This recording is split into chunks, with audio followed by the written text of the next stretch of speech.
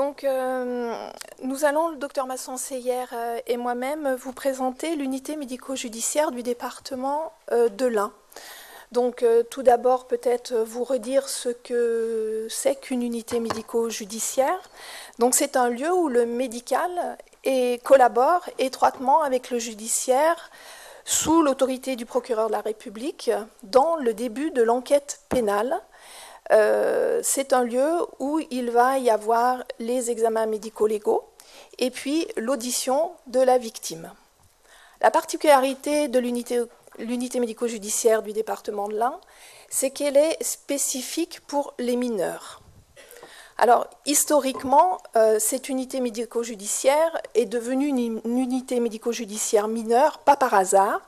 Dans notre département, qui est un petit département, nous avions une culture de travail social, psychologique et judiciaire déjà bien ancrée dans notre département.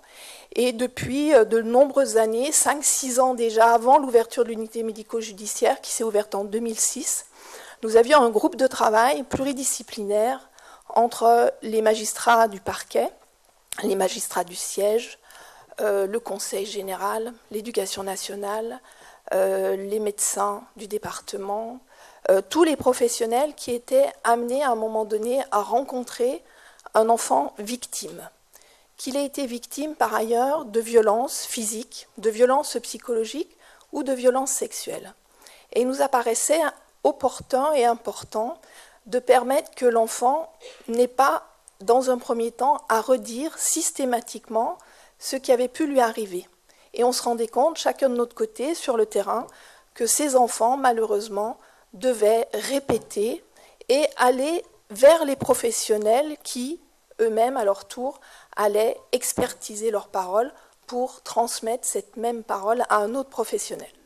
Et ce constat-là nous avait un peu affligés et on s'était dit qu'on avait très certainement à coordonner nos actions, nos métiers, de façon à faire que ce parcours ne devienne pas le parcours du combattant, mais un parcours bienveillant et un parcours, si tant est que ce soit possible, le moins douloureux possible pour les victimes.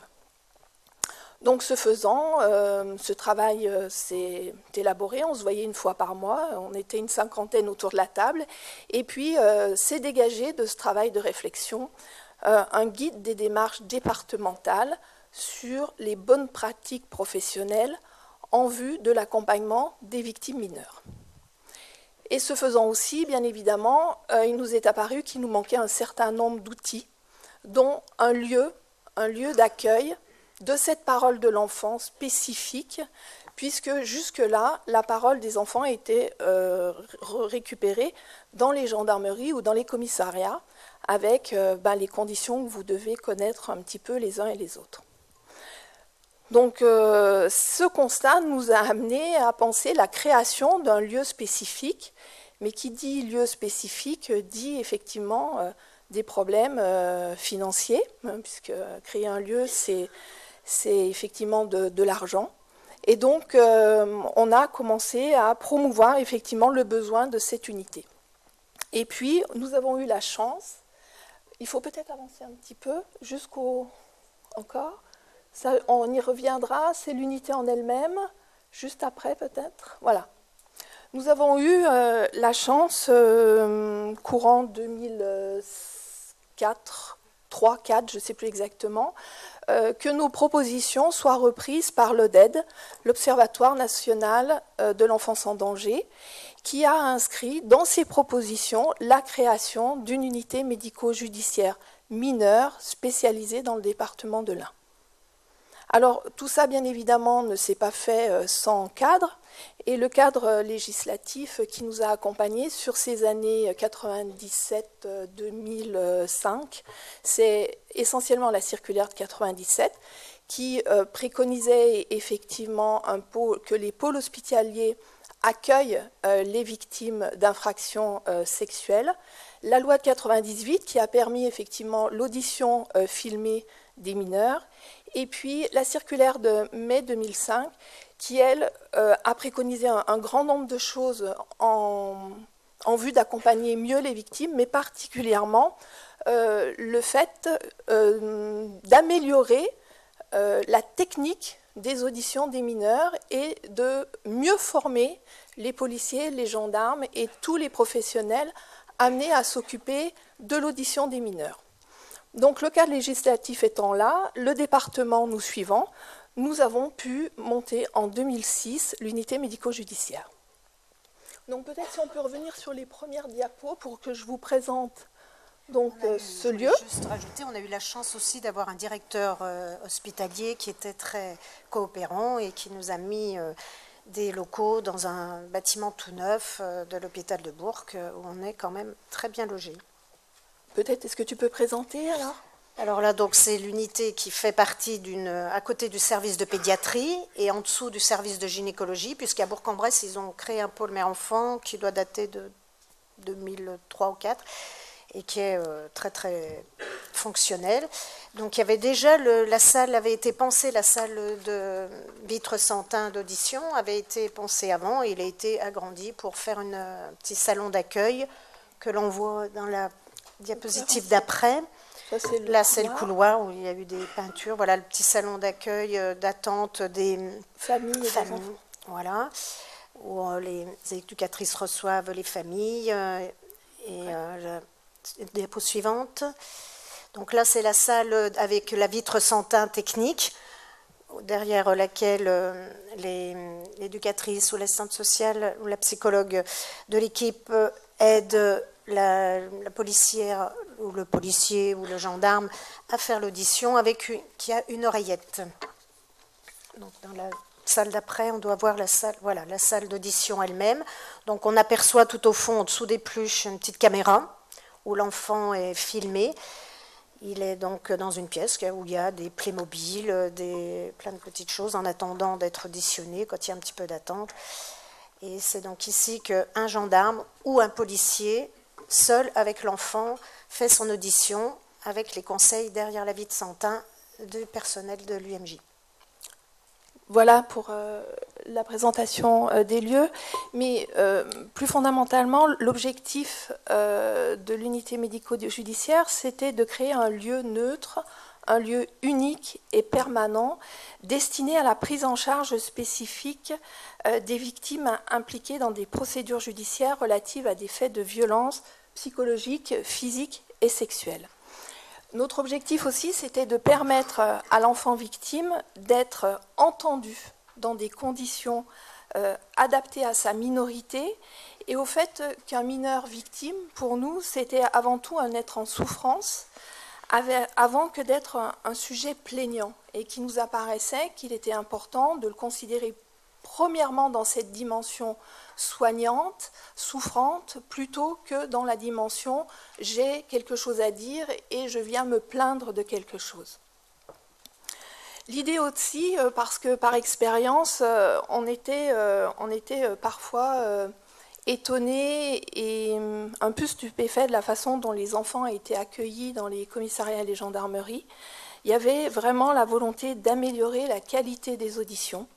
Et de fait, celle de la procédure pénale, parce que si l'audition de l'enfant est prise dans des bonnes conditions, avec des professionnels qui sont formés à l'enfant, on peut être assuré que le contenu de ces auditions vont être un bon départ pour la procédure pénale.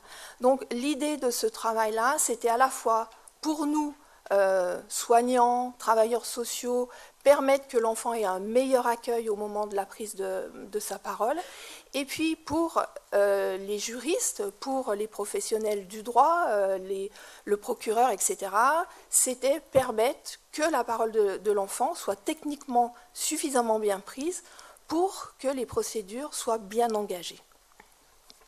Donc en 2006, puisqu'on a ouvert en décembre 2006, on a conventionné avec le tribunal de grande instance de Bourg-en-Bresse, le groupement de gendarmerie de l'Ain, la sécurité publique de l'Ain, le conseil général de l'Ain, qui finance à 100% le service de l'unité médico-judiciaire, le centre hospitalier de Bourg-en-Bresse, la mairie de Bourg-en-Bresse et l'association d'aide aux victimes, qui, elle, effectivement, gère toute tout l'existant de l'unité médico-judiciaire, puisque le personnel de l'unité médico-judiciaire est un personnel de l'association d'aide aux victimes.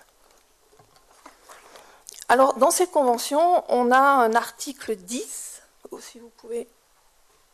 Oui, c'est bon, qui donc introduit un comité de suivi, c'est-à-dire depuis 7 ans, un comité de suivi composé d'un représentant de chaque signataire à la Convention se réunit sous l'impulsion du magistrat qui est le procureur chargé des mineurs, avec l'objectif d'évaluer et d'ajuster le fonctionnement de l'unité médico-judiciaire mineure. Puisque pour nous, c'était vraiment un outil un peu nouveau, il apparaissait utile, important, nécessaire de contrôler la pratique de l'unité et d'améliorer l'outil au fur et à mesure que l'activité augmentait.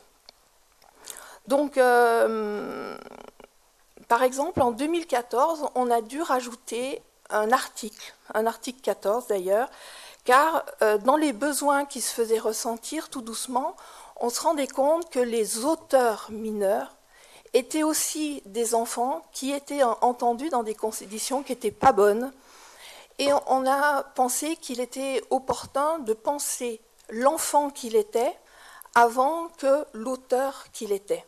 Et tout doucement, on a pu permettre de faire entendre aux magistrats, aux gendarmes, que ces auteurs très jeunes, puisqu'il s'agit des auteurs de moins de 13 ans, il était peut-être opportun de les entendre aussi dans une unité spécialisée, avec un accueil qui correspond à leur âge, de façon à ce qu'ils puissent être entendus, pas seulement en tant qu'auteurs, mais prioritairement comme un enfant à qui est arrivé quelque chose, certainement suffisamment grave pour qu'il puisse en être à avoir agressé un autre enfant. Et donc depuis 2014, on a, pour les mineurs de moins de 13 ans, la possibilité d'entendre ces enfants dans l'unité médico-judiciaire, systématiquement quand ils ont moins de 10 ans, et à la demande du magistrat, s'ils ont entre 10 ans et 13 ans. Ce qui est intéressant, on n'a pas beaucoup de recul, puisque vous voyez, c'est une activité juste sur l'année 2014, on a reçu à peu près une trentaine d'auteurs mineurs. Et ce qui est intéressant, c'est que d'emblée, on se rend compte que ces auteurs mineurs, pour une bonne partie d'entre eux, sont aussi des enfants victimes. Et peut-être est-ce qu'on peut les entendre dans l'unité médico-judiciaire, là où peut-être au commissariat ou en gendarmerie, on n'aurait entendu que l'auteur de fait. Voilà, peut-être on peut passer à la... Alors de façon plus concrète, est-ce que tu veux parler de l'équipe, la façon dont elle est constituée ? Oui, donc l'équipe de l'UMJ est constituée de 4 personnes, 3 travailleurs sociaux et une psychologue. Et c'est donc tout le personnel de l'AVEMA qui fournit ce personnel. Et ils sont salariés donc par l'association de l'AVEMA. Ils sont tous formés en victimologie et en criminologie.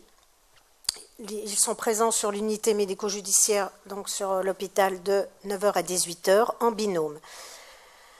Hors présence, il y a un relais téléphonique d'urgence, 365 jours par an, et nuit et jour, il y a un numéro de téléphone que les gendarmes ou la police peut contacter en cas d'urgence. Et il y a aussi une équipe non permanente, donc qui est requise, qui travaille sur réquisition, la BPDJ, qui donc ce sont les gendarmes qui sont formés pour faire les auditions. Plusieurs experts psychologues qui interviennent, le médecin légiste, donc moi-même, mais quand je ne suis pas là, c'est les pédiatres, les gynécologues. J'essaye de former un peu mes collègues, mais c'est vrai que c'est très lourd. Donc le service de pédiatrie ou de gynécologie, qui sont quand même souvent un petit peu réticents parce qu'ils disent qu'ils ne savent pas faire. Donc on fait des formations, on fait venir des experts pour essayer justement de faire une formation.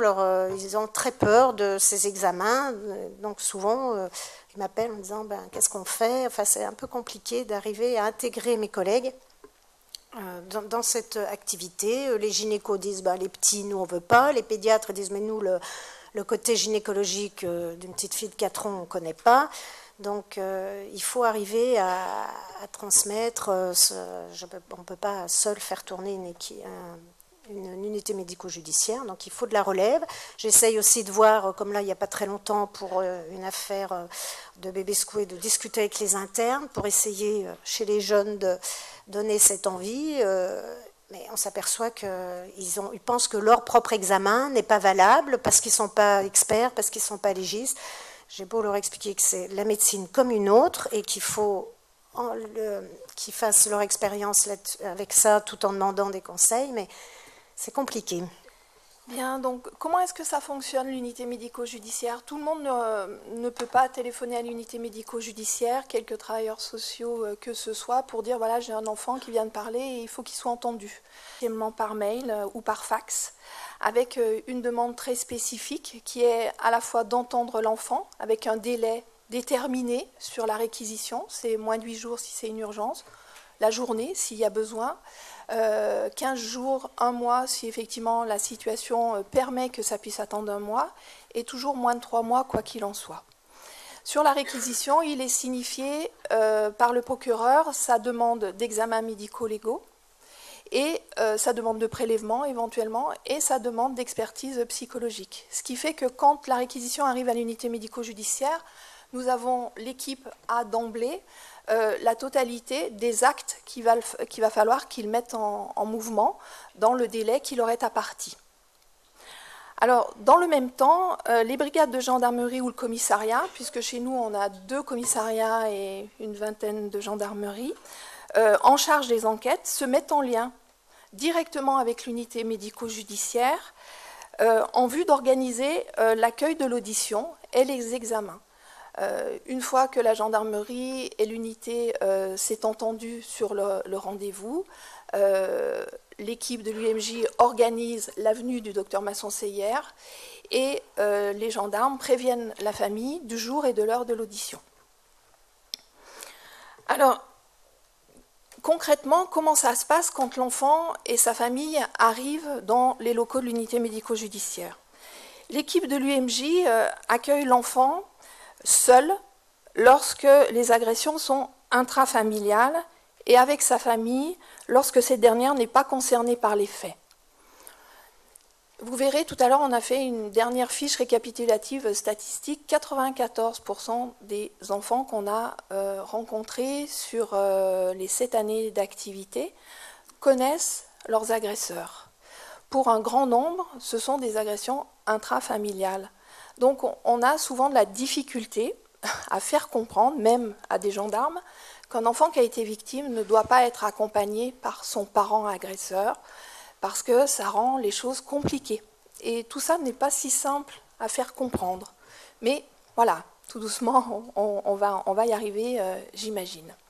Donc l'enfant est accueilli, lui et sa famille, si effectivement la situation le permet, et un travail d'information et de compréhension de ce qui va lui arriver, de ce qui va se passer pour lui, va commencer. Donc on a une équipe d'éducateurs, de psychologues qui vont se trouver là à essayer de permettre à l'enfant de comprendre au mieux ce pourquoi il se trouve là, quel intérêt ça a pour lui de se trouver là et de dire ce qui lui est arrivé.